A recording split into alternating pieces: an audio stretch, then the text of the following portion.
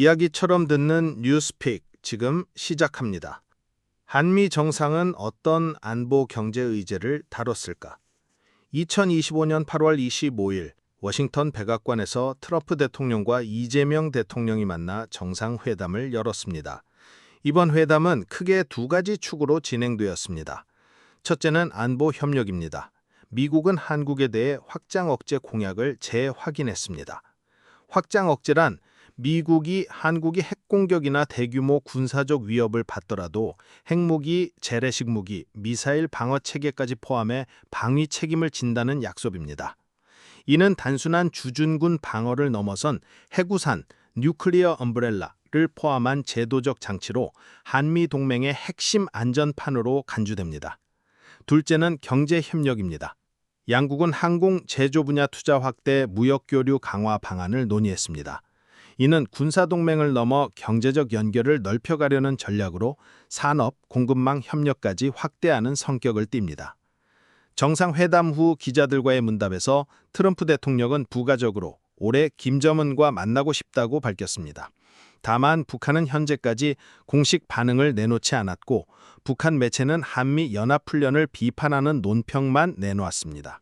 왜 엘버타는 일본 정유 설비에 코커 투자를 검토할까?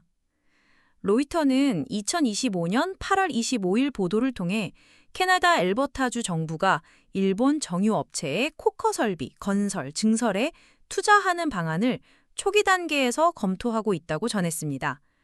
코커 설비는 원유 중에서도 무겁고 점도가 높은 중진류를 더 가볍고 정제하기 쉬운 석유 제품으로 전환하는 장치입니다.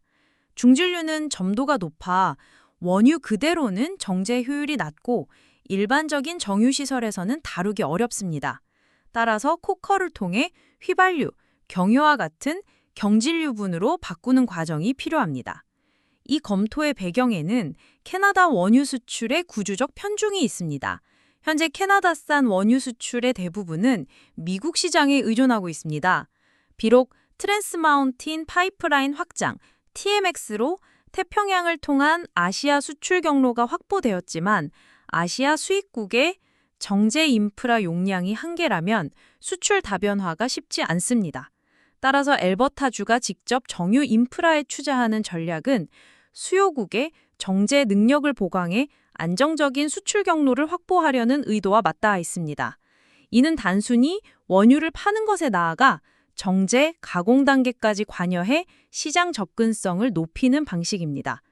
현재 단계는 논의 초기이며 투자 지분율이나 구체적 조건은 공개되지 않았습니다. 그러나 엘버타주의 수출 다변화 전략과 일본의 정유시설 업그레이드 수요가 맞물리면서 실무 차원의 협의가 본격화될 가능성이 있습니다. 정리하면 이번 논의는 캐나다가 미국 중심의 원유 수출 구조를 넘어 아시아 시장으로 진출하기 위한 실질적 시도이며 일본은 정제 능력 강화라는 자국 수요와 연결되는 상황입니다.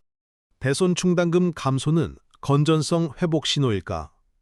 캐나다 주요 6대 은행의 3분기 대손 충당금 규모가 약 5.22 빌리언 캐네디언 달러로 전망되었습니다. 이는 전분기에 6.37 빌리언 캐네디언 달러보다 줄어든 수치입니다. 대손 충당금이란 은행이 미래에 발생할 수 있는 대출 손실에 대비해 미리 적립하는 비용을 뜻합니다. 쉽게 말해 고객이 빌린 돈을 못 갚을 가능성에 대비한 안전장치입니다. 이번에 충당금이 줄어든 배경에는 무역과 관세 관련 불확실성이 완화된 점이 있습니다. 과거에는 미국과의 무역 갈등이 커서 은행들이 최악의 상황을 가정하고 더 많은 금액을 쌓아야 했지만 최근 상황이 다소 안정되면서 예상 손실 규모가 줄어든 것입니다. 하지만 충당금이 줄어들었다고 해서 곧바로 경기가 좋아졌다거나 대출 수요가 회복됐다는 의미는 아닙니다. 은행들은 여전히 신용카드, 주택담보대출, 기업대출의 연체율을 세밀하게 관리하고 있습니다. 또한 투자자들은 앞으로도 순이자 마진, NIM, 수수료 수익, 그리고 자본적 적정성, CET1 비율 같은 지표를 통해 은행의 건전성을 평가하게 될 것입니다. 정리하면 이번 충당금 감소는 단순히 위험 추정치가 일부 완화되었다는 신호일 뿐이며 은행 건전성의 장기적 회복 여부는 다른 지표와 함께 봐야 합니다. 가자 나세르 병원 공습 무엇이 확인됐나요? 국제 언론들은 이스라엘군이 가자 지구 남부 칸 유니스 지역의 나세르 병원을 타격했다고 보도했습니다. 이번 공격으로 최소 20명이 숨졌고 그 가운데 5명은 현장에서 취재 활동을 하던 기자들이었습니다. 희생된 기자들 중에는 주요 국제 통신사와 계약을 맺고 있던 프리랜서들도 포함되어 있었습니다. 이스라엘 측은 이 사건을 비극적 사고라고 표현하며 군 차원에서 공식 조사에 착수했다고 밝혔습니다.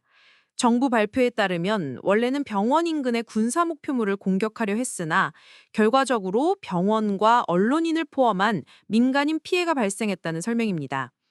현지 의료진과 목격자 증언에 따르면 첫 번째 타격 이후 병원 주변에 기자들과 구조대가 올린 상황에서 추가 폭격이 있었다는 보고도 제기됐습니다. 이 부분은 현재 국제 언론들이 교차 취재 중이며 향후 조사 결과에서 중요한 쟁점이 될 수 있습니다. 팔레스타인 자치정부와 현지 보건당국은 이 사건을 국제인도법 위반이라고 규정했습니다. 의료시설은 전시 상황에서도 보호받아야 할 민간시설이며 특히 언론인과 구조인력 보호는 국제규범으로도 명확히 규정되어 있습니다. 이에 따라 유엔과 국제인권단체, 여러 국가정부들은 일제히 성명을 내고 의료시설과 언론보호 원칙을 재확인하면서 분쟁 당사국에게 국제인도법 준수를 촉구했습니다.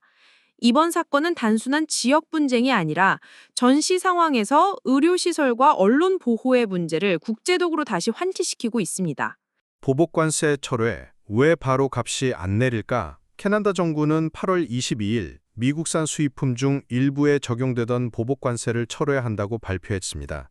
이번 조치는 CSUMA, USMCA 북미무역협정 틀 안에서 진행된 것으로 소비자들이 체감할 수 있는 분야는 주로 식료품과 생활필수재입니다. 하지만 중요한 점은 가격이 바로 내려가지 않는다는 사실입니다. 이유는 간단합니다. 이미 소매, 도매 유통망에는 관세가 붙은 상태로 수입된 기존 재고가 남아 있습니다. 이 재고가 먼저 판매되고 나야 새로 낮은 세율로 들어온 물품이 진열대에 올라가고 가격에 반영됩니다. 업계에서는 이를 셀스-트루 과정이라고 부릅니다. 따라서 소비자들은 즉시 인하를 체감하기 어렵고 보통 몇 주에서 몇 달에 걸쳐 점진적인 가격 조정이 일어나게 됩니다. CTB와 글로벌은 대표적인 가격 하락 후보 품목으로 오렌지 주스, 피넛버터, 냉장고, 세탁기, 전자레인지, 잔디깎기, 의류, 신발, 자전거, 화장품, 치약, 종이타월, 침구류 등을 예시로 들었습니다. 단 실제 가격 하락 폭과 시점은 유통구조, 환율, 경쟁 상황에 따라 달라집니다. 반대로 철강, 알루미늄, 자동차처럼 일부 품목은 이번 조치의 대상에서 제외되었기 때문에 단기간에 가격 인하를 기대하기 어렵습니다. 결국 이번 관세 철회 효과는 품목별 관세 적용 여부와 시장 공급망 조건에 따라 차별적으로 나타납니다. 정리하면 이번 보복관세 철회는 소비자에게 가격 안정 효과를 줄 수 있는 조치이지만 그 효과는 시간차를 두고 서서히 나타날 것이라는 점이 핵심입니다. 뉴스가 만든 생각, 생각이 만든 내일, 뉴스픽이었습니다. 감사합니다.